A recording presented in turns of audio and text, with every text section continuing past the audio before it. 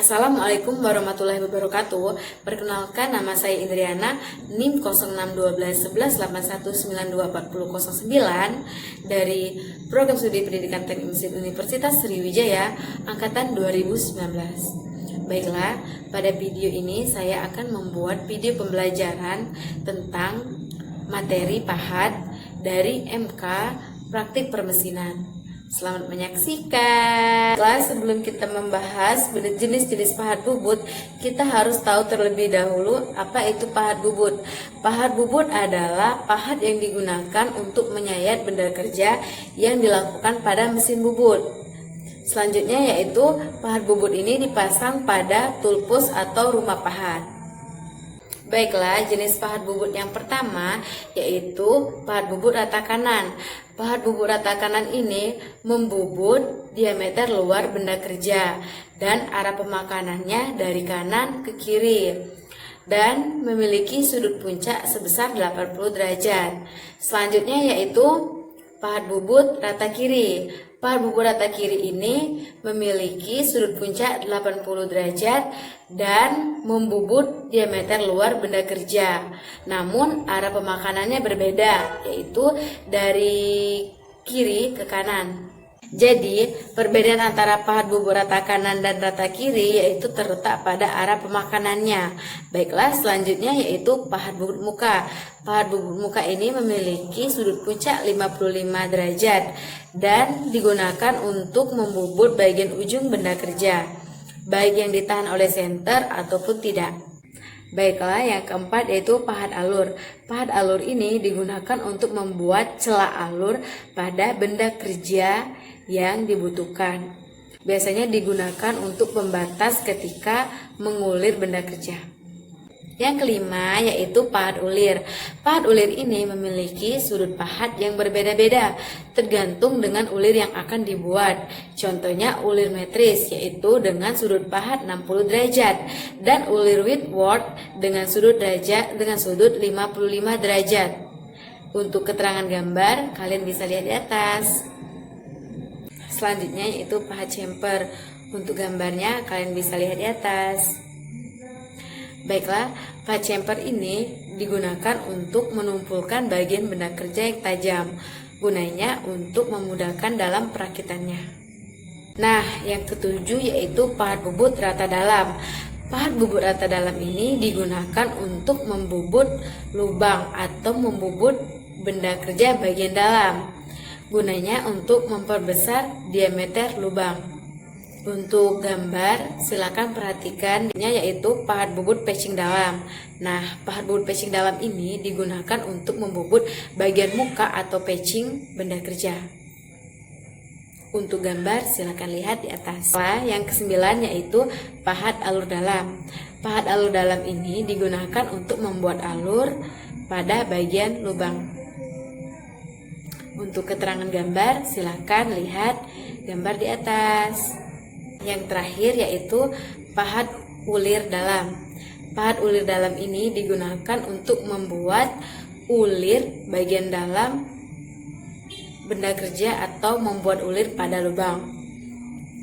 Untuk gambar silakan lihat di atas.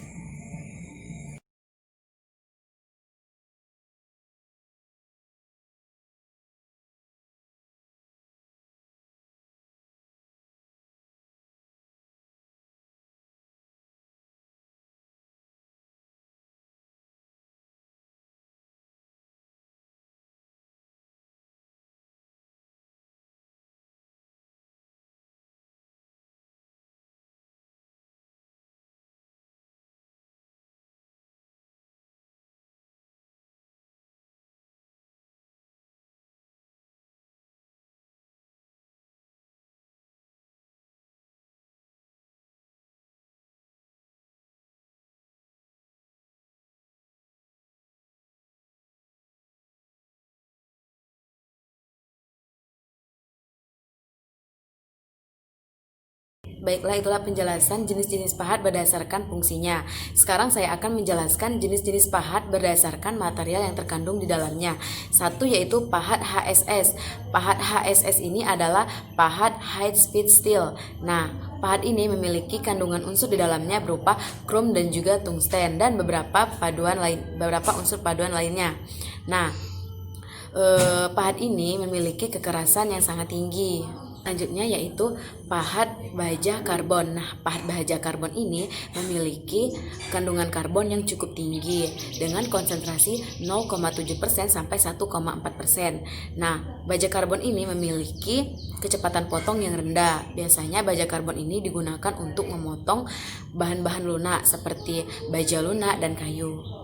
Selanjutnya yaitu pahat paduan cor non-piro. Nah, pahat ini memiliki sifat antara pahat HSS dan pahat karbida. Pahat paduan cor non-piro ini memiliki 4 elemen, yaitu 1. Karbon. Karbon terdiri dari 1% relatif lunak dan 3% relatif keras dan tahan aus. Kedua yaitu wolfram. Nah, wolfram ini terdiri dari 10% sampai 25% berat, gunanya untuk menaikkan kekerasan secara menyeluruh dan pembentukan karbida. Yang ketiga adalah krom. Krom ini terdiri dari 10-35% berat dan membentuk karbida. Yang terakhir yaitu kobalt sebagai pelarut elemen. Selanjutnya yaitu karbida. Nah, karbida ini terdapat 3 jenis pahat karbida sisipan. 1 yaitu tungsten paduan, 2 yaitu tungsten, dan yang ketiga yaitu pahat lapis. Baiklah, saya akan menjelaskan satu persatu pahat karbida sisipan tadi. Yang pertama yaitu pahat tungsten paduan. Nah, pahat ini biasanya digunakan untuk memotong baja. Yang kedua yaitu karbida tungsten. Nah, karbida tungsten ini digunakan untuk memotong besi tuang. Nah, yang terakhir yaitu karbida lapis. Karbida lapis ini yaitu terdiri dari lapisan karbida dan nitrida oksida lainnya yang lebih rapuh. Kelima yaitu keramik, yaitu paduan metalik dan non-metalik. Itu merupakan pengertian yang sederhana. Namun menurut pengertian yang luas, pahat keramik ini merupakan paduan seluruh unsur kecuali metal dan material organik.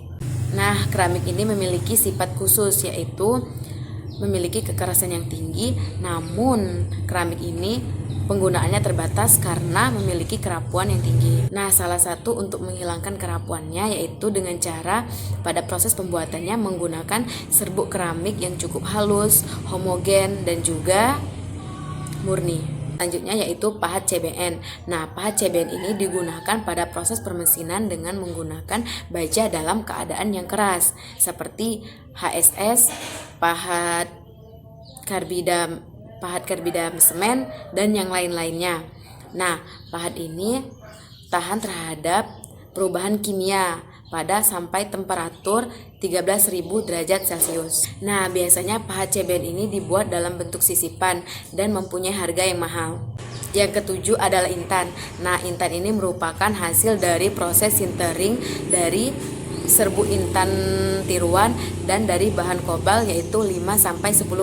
Nah, karena intan pada temperatur tinggi akan mengalami perubahan menjadi grafit dan akan mudah terdifusi dengan atom besi, intan tidak cocok digunakan untuk memahat material jenis besi atau peros. Kriteria material pahat yaitu 1 yaitu kekerasan, 2 keuletan, 3 beban kejut termal, 4 yaitu sifat adhesi yang rendah, 5 yaitu daya larut elemen. Baiklah, di sini saya akan menjelaskan satu persatu kriteria dari pahat bubut tadi. Yang pertama yaitu kekerasan. Nah, di sini pahat bubut harus lebih keras daripada benda kerjanya, karena jika pahat bubut lebih lembut daripada benda kerja, pahat bubut akan patah. Yang kedua yaitu keuletan. Nah, keuletan atau disebut juga dengan elastis di sini berfungsi untuk menahan beban kejut pada saat terjadinya pembubutan. Yaitu ketahanan beban kejut termal. Nah, ketahanan ini digunakan pada saat terjadinya perubahan temperatur yang cukup besar. Selanjutnya yaitu sifat adhesi yang rendah, berfungsi untuk mengurangi laju kehausan dan gaya pemotongan. Terakhir yaitu daya larut elemen. Nah, daya larut elemen ini yaitu berfungsi untuk mengurangi laju kehausan akibat mekanisme difusi. Baiklah, itulah materi yang dapat saya sampaikan, mulai dari jenis-jenis pahat berdasarkan fungsinya seperti pahat bubut rata kanan, pahat bubut rata kiri, pahat pemuka, dan yang lain-lain. Dan jenis pahat bubut berdasarkan materialnya, yaitu dari HSS, karbida, intan, dan yang lain. Dan yang kemudian yang terakhir Yang terakhir yaitu kriteria material yang digunakan seperti keuletan, kehausan. Yang terakhir yaitu kriteria material pahat yang digunakan yaitu kekerasan, keuletan, daya tahan. Yang terakhir